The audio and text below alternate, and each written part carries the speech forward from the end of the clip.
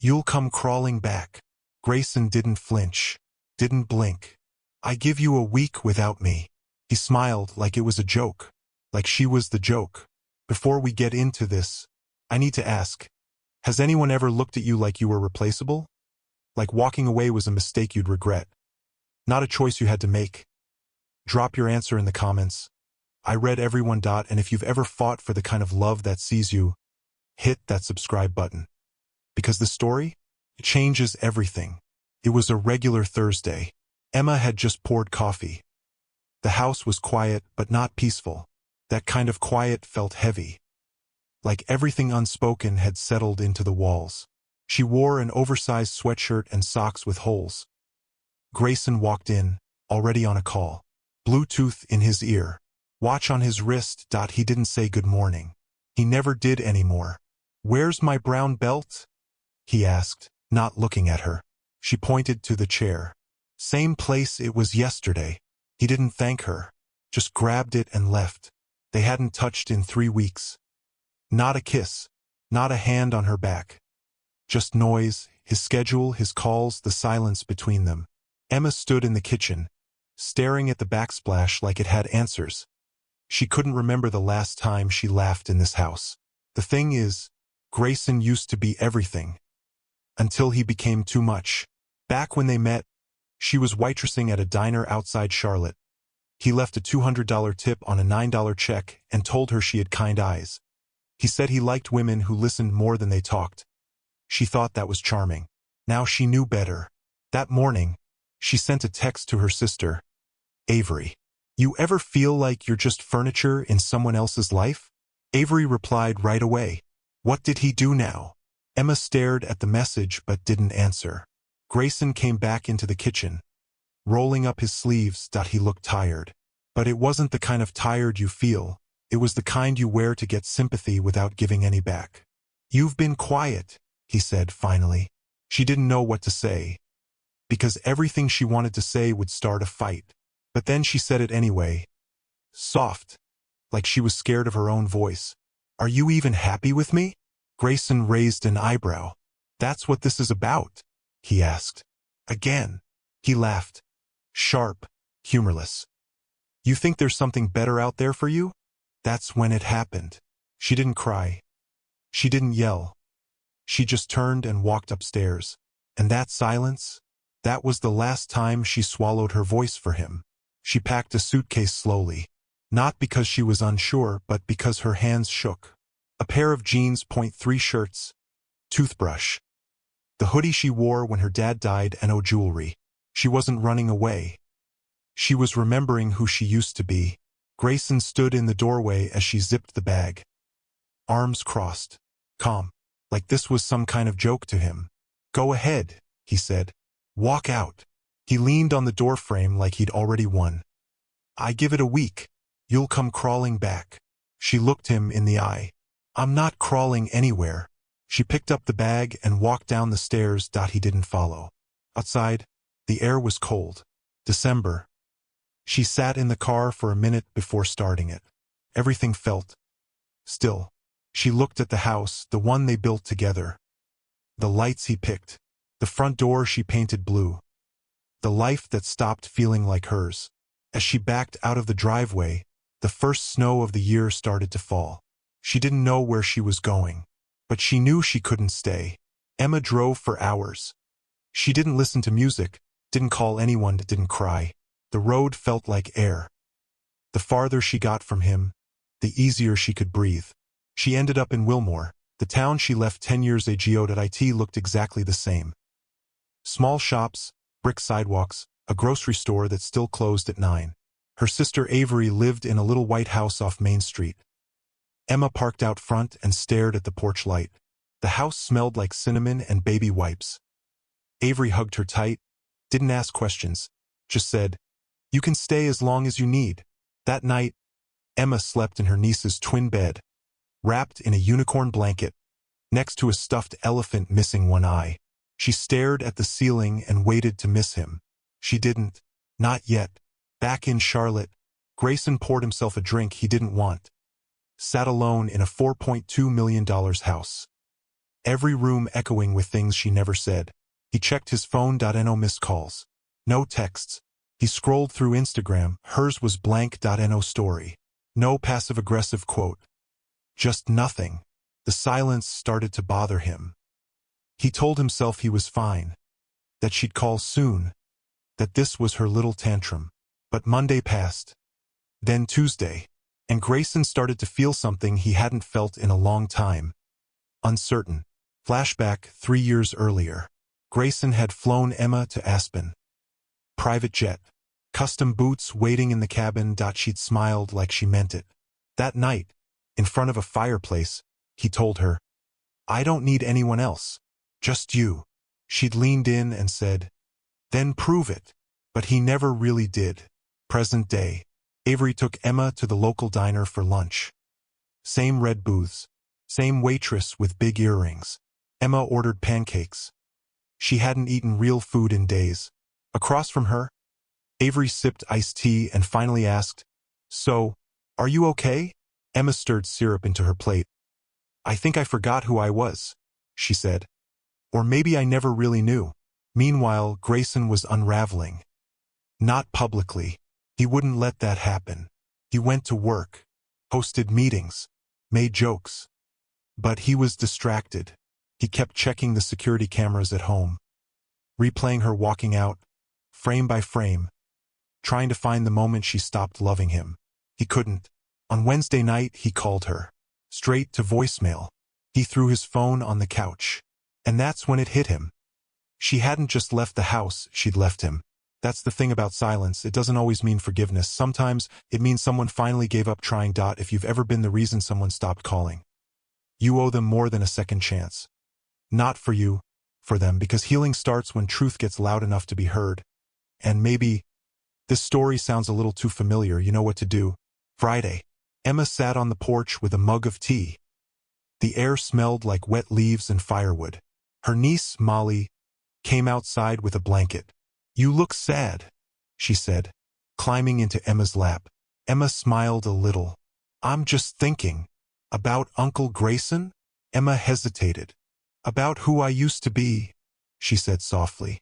Back in Charlotte, Grayson canceled his Friday night plans. Didn't feel like pretending.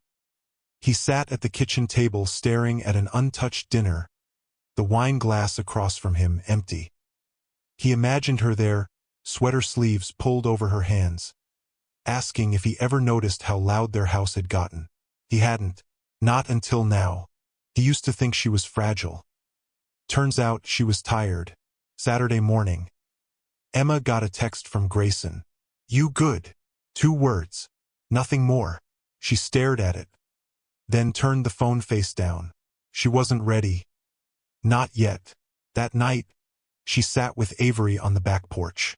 "I gave him everything," Emma said. "My time, my silence, my yes, even when I meant no." Avery nodded. "He doesn't get to call you now," she said. "Not unless he shows up different." Grayson stayed up late. Watched a movie they used to love. She used to cry at the same scene every time. He never understood why. But now he rewound it, watched it again. And he felt it, the ache in his chest that made him wonder, when did I stop paying attention? Emma thought leaving would hurt. But staying had been worse. What she didn't know was that Grayson wasn't just missing her voice. He was starting to hear his own for the first time. Sunday morning came slow. Emma woke to the sound of birds and a lawn mower down the street. She stared at the ceiling for a long time, not sure what day it was. She used to hate Sundays. They were always full of pretending. Pretending they were fine. Pretending brunch meant connection and not just a performance for friends. Now, Sundays were quiet and no makeup. No schedule. No husband reminding her to smile. Just space. Downstairs, Avery was making waffles. Her niece, Molly, danced around the kitchen in a tutu and rain boots. Emma smiled for real, the kind that starts in your chest and makes it to your eyes. It had been a while. But then her phone lit up. "Grayson, hope you're okay." No heart. No emoji. Just a sentence. She didn't answer. She didn't know how. Back in Charlotte, Grayson opened the fridge. Nothing looked good. He closed it and leaned on the counter like it was the fridge's fault he felt this way. He'd cleaned the house the day before, even vacuumed, which he never did. But the silence was louder now, and the space she left behind wasn't just physical. It was everywhere. He scrolled through her social media again. Still empty. He checked their old texts. Reread the last one she sent 2 weeks ago. Do you still love me? Or just the idea of me? He never replied. He didn't know how to answer then. He wasn't sure he could now. Emma spent Monday at the town library. Old books. Wood floors. The smell of paper and dust. She volunteered to help set up a winter book drive. It felt good. Doing something that wasn't about being someone's wife. A teenager asked her what book changed her life. She said The Glass Castle. When he asked why, she said, because it made me realize you can survive anything, even your own family. That night, she and Avery watched TV on the couch. Molly fell asleep in Emma's lap. Avery glanced over. You still love him? Emma didn't answer right away. I don't know if I miss him, she said. I think I miss who I thought he was.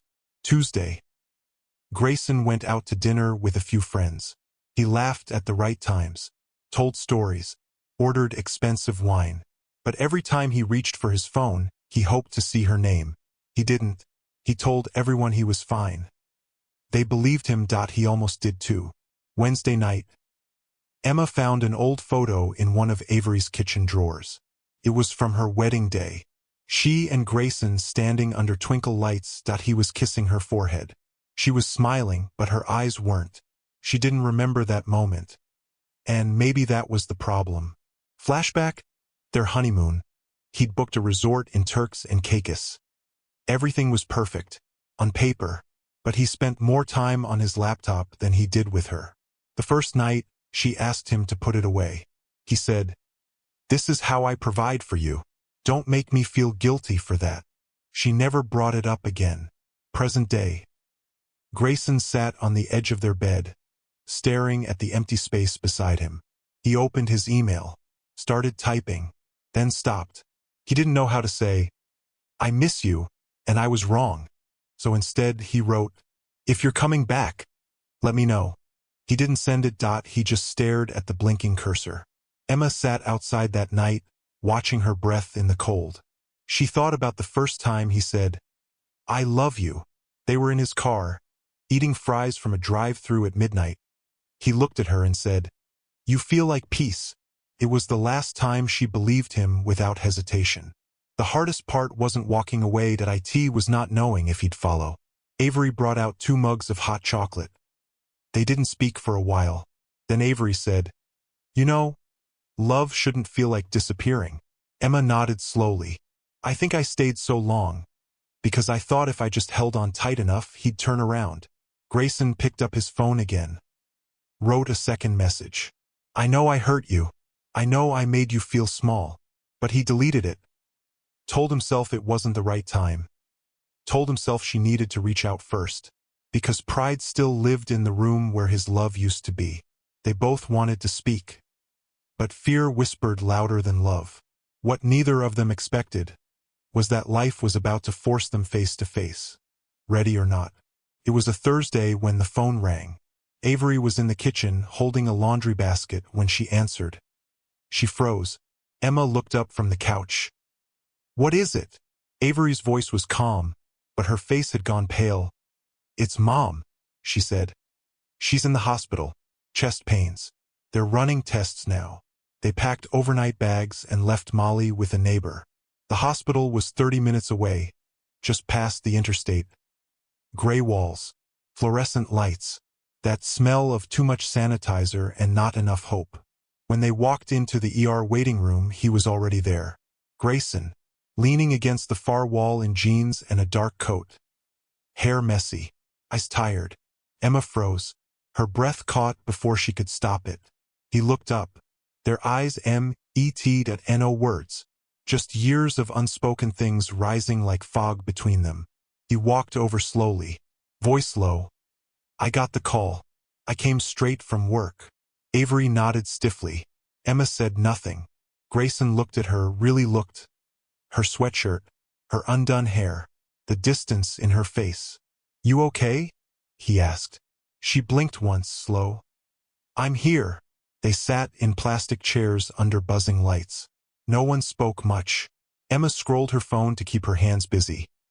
Grayson tapped his foot like it was the only thing keeping him grounded. Avery filled out forms at the front desk. The room felt too small. After an hour, a nurse came out. Their mom was stable. It wasn't a heart attack, just stress and dehydration.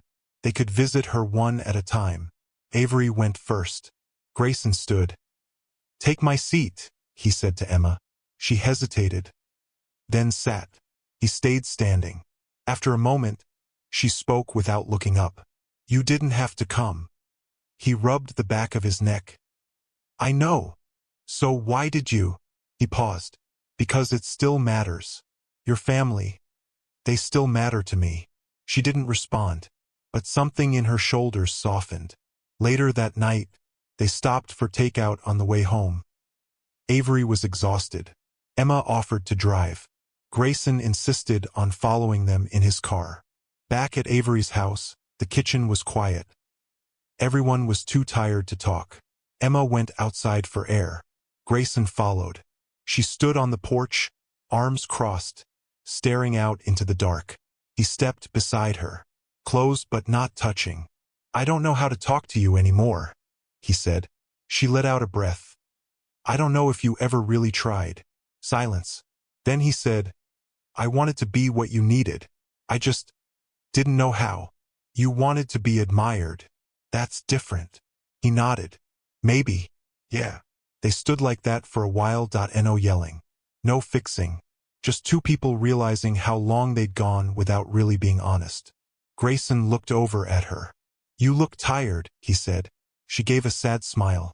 "I am." Inside, Avery was asleep on the couch. Grayson helped Emma clean up the kitchen without speaking. She handed him a dish towel. Their fingers brushed. She pulled back too fast. He noticed but didn't say anything. When he left that night, he didn't ask to stay. Didn't try to hug her. Didn't make it about him. He just said, "Let me know if you need anything." For real this time. Emma nodded. Closed the door gently behind him. That night, she lay in bed with her thoughts racing. Not about the hospital. Not about her mom. About him. And the way he'd looked at her. Like he didn't have the answers, but maybe he was finally ready to ask the right questions. Have you ever been stuck with someone who made you feel too much, even when you didn't want to? Tell me what happened. The next day, Grayson dropped off soup and Gatorade for Avery. Didn't stay long. Just left a note that said, "Hope she's okay. Text me if you need anything." Emma read it twice before folding it into her coat pocket. She didn't know why she kept it. Saturday morning.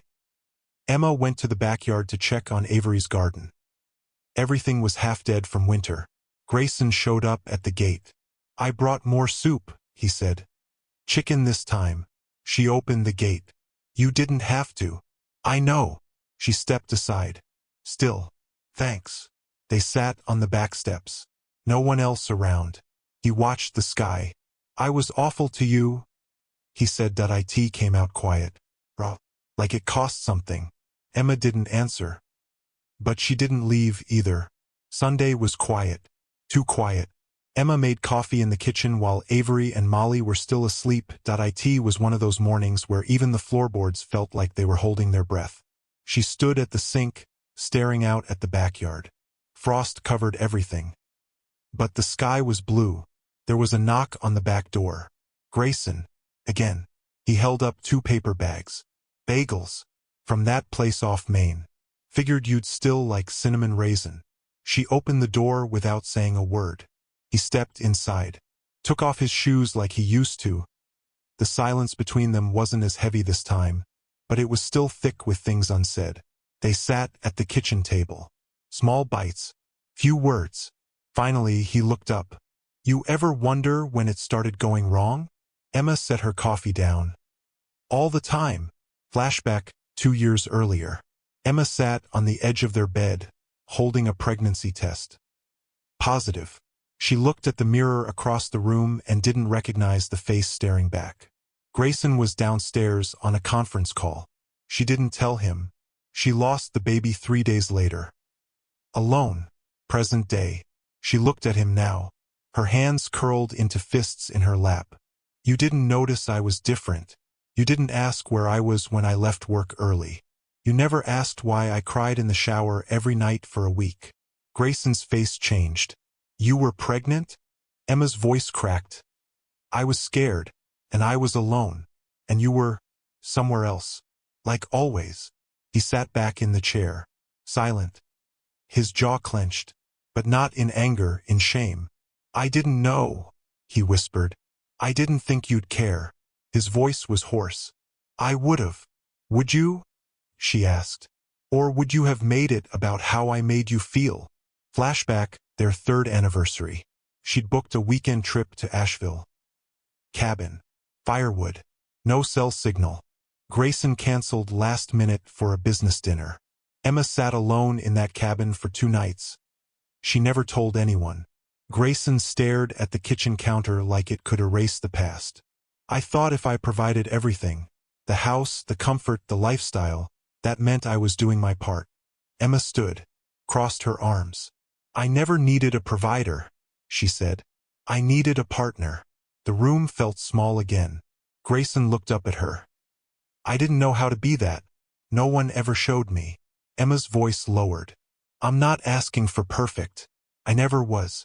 I just wanted to be seen, and heard, and not feel like loving me was some kind of inconvenience. That's the thing about love. People think it ends in shouting. But more often, it ends in silence. In the things that don't get said, that I end the nights you cry beside someone who never notices. If you've ever loved someone who didn't see you until you were gone. You deserve more. Not louder love, just real love. And if this feels like your story, you know what to do. Emma sat back down, slower this time. Grayson reached for her hand. Stopped halfway. I think I was afraid, he said. Of what? Of being soft. Of needing you more than you needed me. Of failing. She looked at him. Not angry, just tired. You did fail me. His eyes watered. He didn't blink them away. I know. Long silence. Just the sound of the clock ticking on the wall.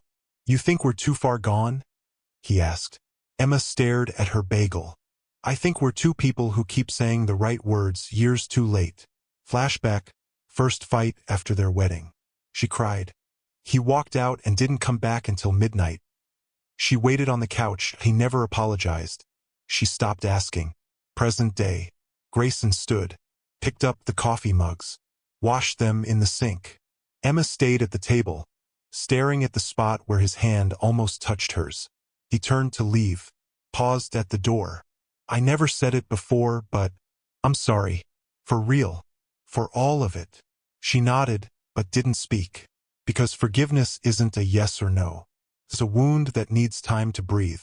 That night, Emma sat in bed with the lights off. Molly's stuffed elephant rested near her pillow. She thought about the time Grayson surprised her with a record player. She thought about the baby she never got to hold. She thought about how much of her life had been spent hoping someone would change. Just enough to stay. The truth was finally in the open. But honesty doesn't always fix things. Sometimes, it just shows you how broken they've really been all along. It snowed that morning. Just a thin layer, the kind that melts by noon. But it made the whole street look soft, like the world was trying to be kind. Emma sat by the window, holding a mug of tea that had gone cold. She hadn't heard from Grayson in 2 days, and part of her was relieved. The other part still checked her phone every hour. Avery came in, wrapped in a blanket. You okay? She asked. Emma nodded too fast. Avery sat beside her. You don't have to lie in this house. Emma looked down. I think I wanted it to work. Even now. Even after everything. Avery didn't say much. She just reached over and squeezed her hand. Later that afternoon, a letter came in the mail. No return address. Just her name. Written in handwriting she hadn't seen in years, his. She took it up to her room and closed the door. Inside, Emma, I know words aren't enough, but they're all I have. I've been thinking about the version of you I never really met. The one who stopped asking. The one who went quiet so I could stay loud. I hate that I didn't see her. If I could go back, I would hold her face and say, speak, shout, break the silence. I'll listen now. I know you're not mine to fix this time. But if you ever want to find your way back, I'll be here, not as the man you left, but as someone trying to be better. Grayson. She read it 3 times, then folded it and placed it inside a book she'd never finish. That night she drove. Nowhere in particular, just out of the house, out of her own head. The roads were slick, but empty. She ended up at the community park. Swings, a bench, an empty baseball field covered in frost. She sat on the bench, coat zipped up to her chin, and cried. Not loud, not messy, just quiet, like her body couldn't hold it anymore. Grayson was at home, sitting in the dark. He kept expecting her to text, to say the letter meant something. To say she'd come back. To say anything. But nothing came. Flashback, his childhood. Grayson sat at the top of the stairs, listening to his mother fight with another man. She never cried in front of him. She just disappeared behind closed doors. He learned early. Distance felt safer than disappointment. Present day. He stared at the framed photo on the shelf, him and Emma in New York, her head on his shoulder, his smile just a little too stiff. He grabbed the frame and put it face down, then sat on the floor with his back against the wall. Emma drove back home, parked outside Avery's house. The lights were off, everyone asleep. She stayed in the car with the heater running, her hands gripping the wheel. She didn't cry again. She didn't text him. She didn't read the letter. She just sat in the silence of everything she wanted and everything she lost. The next morning, she left him a note, no envelope, just a scrap of paper. I know you mean it now, but I needed you to mean it then, and I can't go back there. Not even for love. She didn't sign it. She just folded it once and left it at the front desk of his apartment building. Sometimes love isn't enough. Sometimes it's just the beginning of goodbye. Grayson found the note that night. He stood in the hallway reading it. The wind outside howled through the cracks in the windows. He closed his eyes, and didn't fight the tears this time. He went to their old bedroom, sat on the edge of the bed, stared at the space where she used to sleep. He whispered something, barely louder than a breath. I never deserved you. I see that now. Have you ever lost someone because you were too afraid to fight? Comment below. Someone out there needs to hear your story. Emma thought letting go would break her. Grayson thought the silence would pass. But love doesn't disappear. It waits, quiet and honest, for the brave to return. It had been 3 weeks since the letter. 3 weeks since Emma left the note on his doorstep. 3 weeks of silence. Not out of anger, but closure. Emma got a job, part-time at a counseling center 2 towns over. She helped organize intake forms, filed papers, brewed coffee in the mornings for women trying to find their footing again. She didn't say much, just smiled, listened, worked. At night, she took long baths and read poetry. She stopped checking her phone. Most days she felt okay. Some days she didn't, but every day felt more like hers. Grayson stopped drinking, stopped hosting, stopped pretending. He deleted old photos, cleared out her side of the closet. Not out of anger, but respect. He started waking up earlier. Went for walks before the sun came up. No headphones, just his thoughts, and the sound of shoes on cold pavement. He started therapy, didn't tell anyone. Just walked into a building, sat on a leather couch and said, I think I was the villain in my own love story. 150 to 200 words of silence. No dialogue, just action and reflection. Emma drives to work with the windows down. The air is still cool, but she lets the wind hit her face anyway. At red lights, she rests her hand on the steering wheel like it's the only thing holding her steady. She listens to songs she used to skip when they made her feel too much. She eats dinner alone now, but with peace instead of dread. At the end of each day, she lights a candle. Same scent she used to burn when she lived with Grayson. Lavender and cedar. This time it fills the whole room. And it doesn't smell like pretending. Grayson stops by a bookstore one afternoon. Picks up a copy of The Glass Castle. reads it cover to cover in 2 days. Afterward, he writes her a letter. He doesn't send it. He just folds it neatly and places it in a drawer with her favorite mug. The one she left behind. He didn't try to get her back. Instead, he became someone who could have deserved her. Emma got a text from him on a quiet Sunday. No pressure. No expectations. Just wanted you to know, I'm proud of you, wherever you are. She stared at the message. Read it once. Then again. She didn't reply. Not yet. But this time she didn't cry either. Flashback year 1. Emma and Grayson had danced barefoot in their kitchen. It was raining outside. She wore one of his shirts. They laughed so hard. They cried. It was the last time she ever saw him cry until the night she left. Back to now. Emma went for a walk by the lake. Same path she took as a teenager when she needed to think. She sat on a bench and watched the water move. In that moment, she didn't need answers, she just needed to keep going. Grayson visited his mom's grave for the first time in years. Brought flowers. Sat on the grass. He didn't talk out loud. Just sat. Because sometimes grief doesn't want words. It just wants presence. He stood. Brushed snow off the headstone. Whispered one thing on his way back to the car. I'm not her anymore. I won't be her. 2 hearts, healing in different places. But both still quietly wondering, what if love doesn't always need to be chased? What if it just needs to be chosen, again? It was a Thursday again. The air felt like spring. Finally, soft breeze, trees waking up, everything quiet but alive. Emma sat outside the local diner, a to-go cup in her hand. She was wearing jeans and a worn hoodie and no makeup. No plan, just space. She'd just finished a shift at the counseling center. It was a good day. A woman hugged her after filling out her first job application in 6 years. Emma smiled the whole drive home. She heard a voice behind her. Mind if I sit? She turned. Grayson. Jeans. Faded sweatshirt. A little rough around the edges. No watch. No front. Just him. She nodded toward the chair across from her. Sure. They didn't speak for a few minutes. Just sipped coffee. Watched the cars pass by. Felt the sun hit their arms. Finally, he looked at her. You look good. Emma smiled, small and true. So do you. He cleared his throat. I've been back in therapy. Still a mess. But less of one. She nodded. That's good. I've been working with a nonprofit. Helping guys getting out of prison find jobs. It's hard. But it's the first time I feel like I'm building something that matters. Emma leaned back. I'm happy for you. He looked down at his coffee. Then back at her.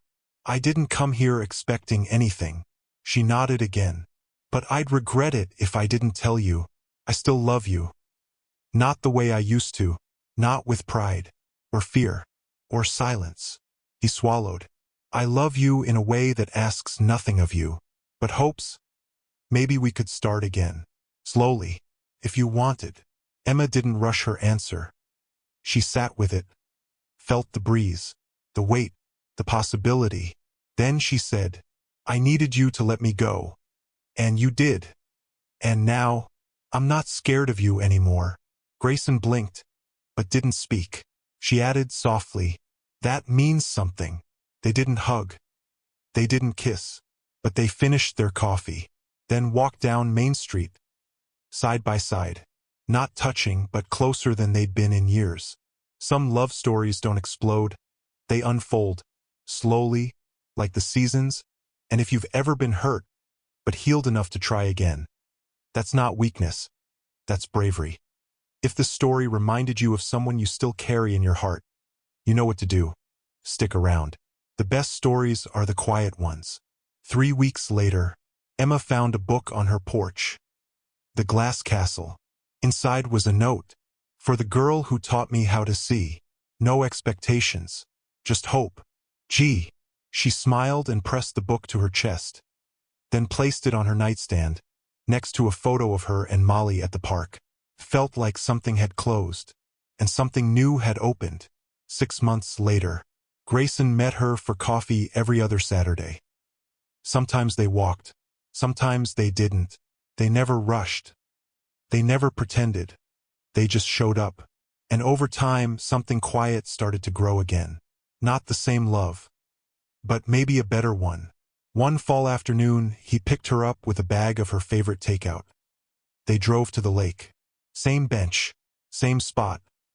Leaves falling like slow confetti. She leaned her head on his shoulder. No words. And for the first time in a long time, it didn't feel borrowed. It felt like home. Do you believe some people are worth the wait? Drop a red heart in the comments if the story hit something soft inside you. Grayson helped her carry the takeout to the table. She looked up at him and said, "You still think I'd come crawling back?"